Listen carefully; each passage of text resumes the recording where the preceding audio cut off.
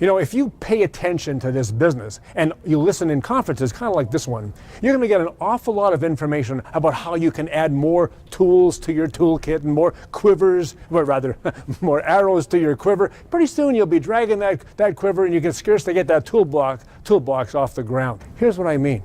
You stick to your knitting. Now, that's not a bad thing to say. It means, what do I do? And you use those pieces, those parts of the puzzle that solve the problems for your specific audience. You don't have to have everything for everybody. I talk about this many times. I've said this since I started speaking on a professional basis. You know, you can't be a doctor of all the ologies. You know, you can't be a cardiologist, a rheumatologist, an immunologist, an oncologist, a urologist, a proctologist. You can't study astrology because it sounds the same. You can't do all those things. In fact, adding that stuff this is where we get into compliance problems. It's where the regulators step in. You see, we get out of our depth.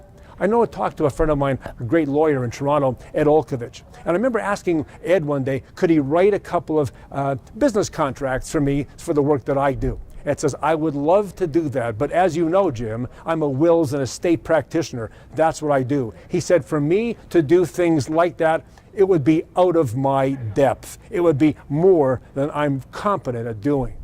Now, what did that tell me? Did that tell me that Ed was not smart? No, it told me he was smarter than even I thought. I thought he could just write something up and give it to me and it would all be fine. He said, no, that would not be the right thing for you. So I'm telling you, as you look at your business and you start thinking about adding additional things that could be on the edge of your expertise, it's not going to help and it won't make you better.